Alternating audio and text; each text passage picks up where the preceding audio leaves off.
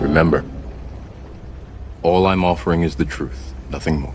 In 1999, audiences walked into theaters expecting a stylish science fiction action film filled with slow-motion bullets and black trench coats.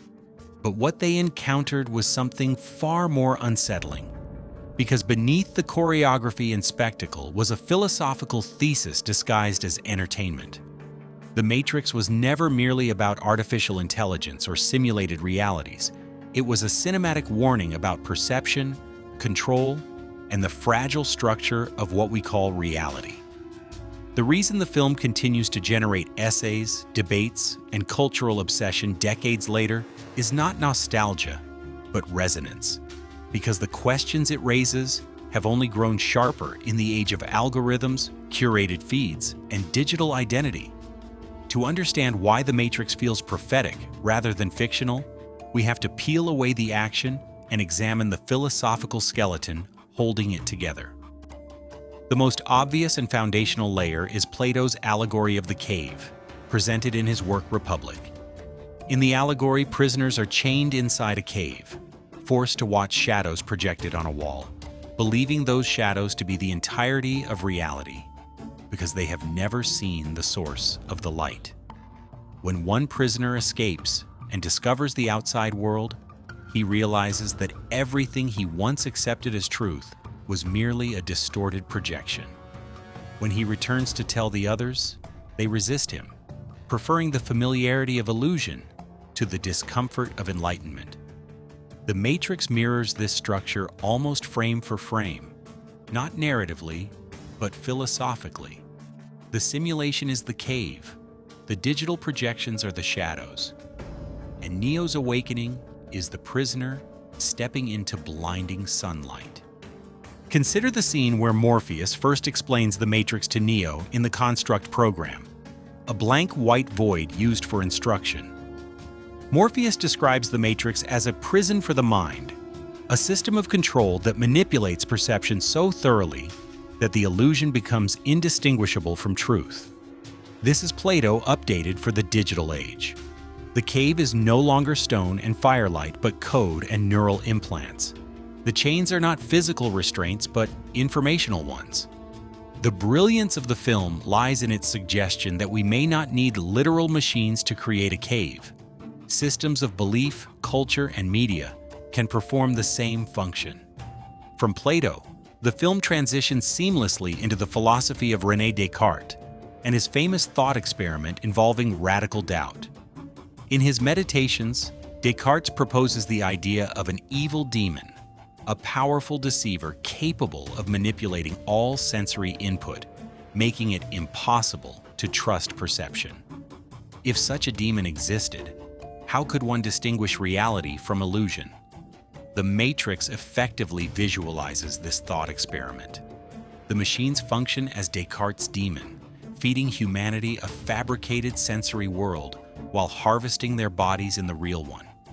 Neo's confusion in the early scenes, his uncertainty about what is real, mirrors Descartes' existential doubt. When Neo wakes up in the pod, covered in viscous fluid, seeing endless rows of humans suspended in mechanical wombs, the shock is not merely visual, but epistemological.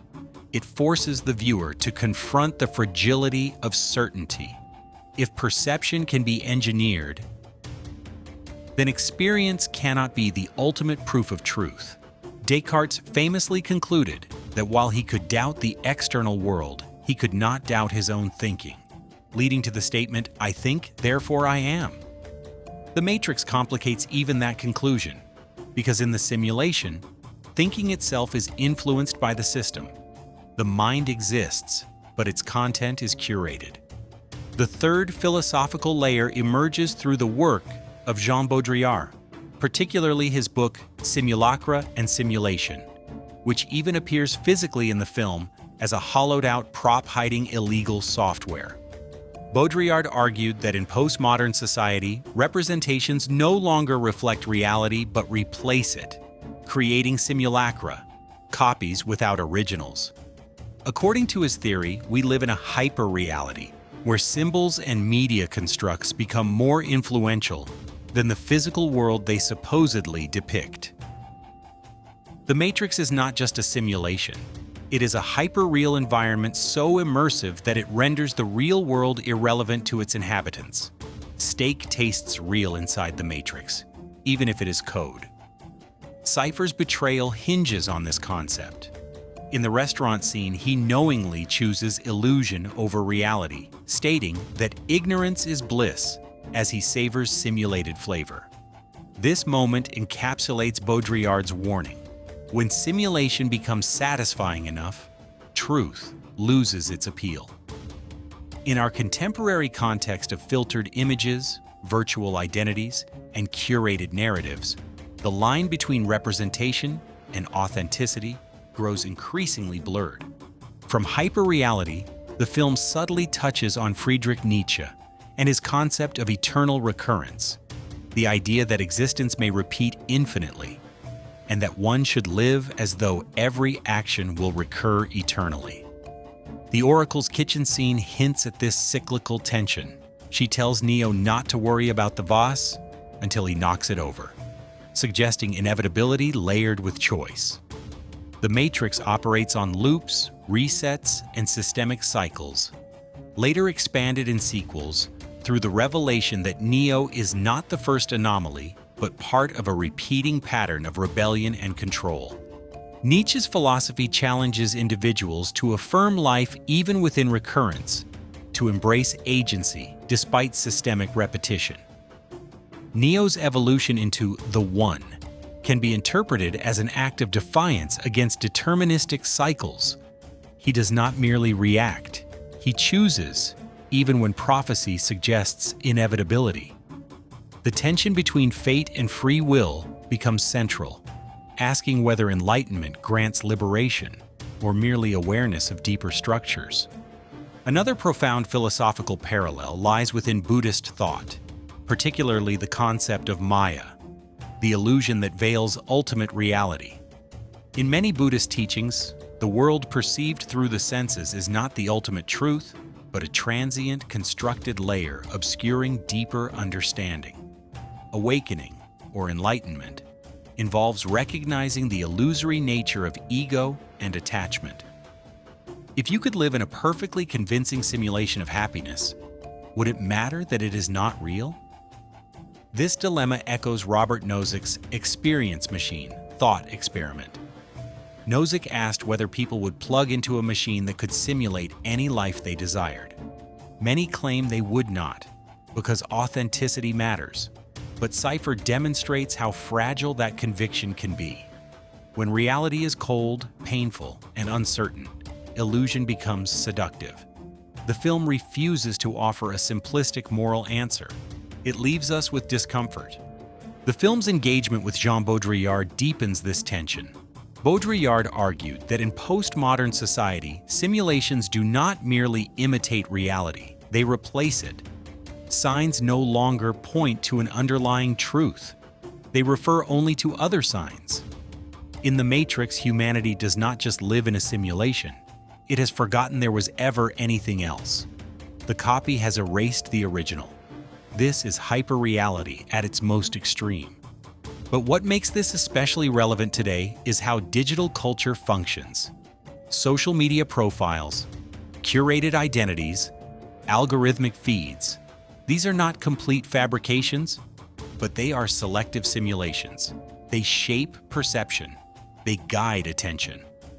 The red pill metaphor has become distorted in modern discourse, but at its core, it represents a willingness to question mediated narratives. The film warns that the system is most powerful when it feels invisible.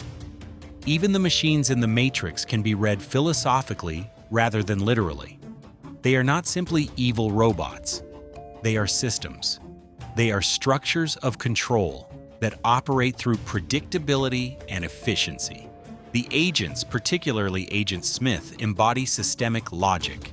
Smith speaks of humanity as a virus, chaotic, consuming, destabilizing. His cold rationality mirrors technocratic thinking that reduces people to data points. He is the embodiment of instrumental reason detached from empathy. Neo's journey, then, becomes a struggle not only against machines, but against determinism. If everything is coded, if behavior can be predicted, if reality itself is programmed, where does freedom exist? The oracle complicates this further. She appears to guide events while insisting she does not control them. Her prophecy about Neo not being the one until he understands choice forces him into a paradox.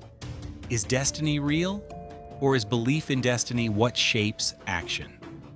This tension reflects debates between free will and determinism.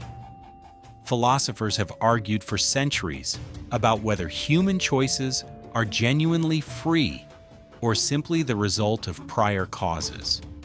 The Matrix dramatizes this debate by embedding prophecy within a coded universe. Neo becomes the One, not because fate declares it, but because he acts as if he is capable of choice. Belief shapes outcome. Buddhist philosophy deepens this interpretation.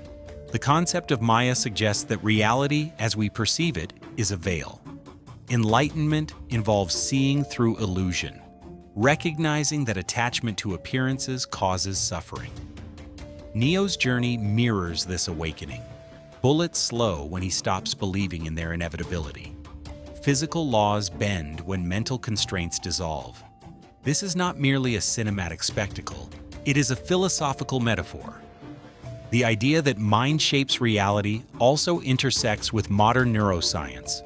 Perception is not passive reception, but active construction.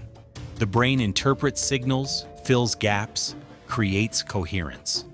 In this sense, we already live in a kind of matrix, an internally generated model of the external world. The film amplifies this insight into science fiction, but the philosophical warning remains grounded in real cognitive processes. The film endures because the question it poses is eternal. Are you willing to see how deep the rabbit hole goes?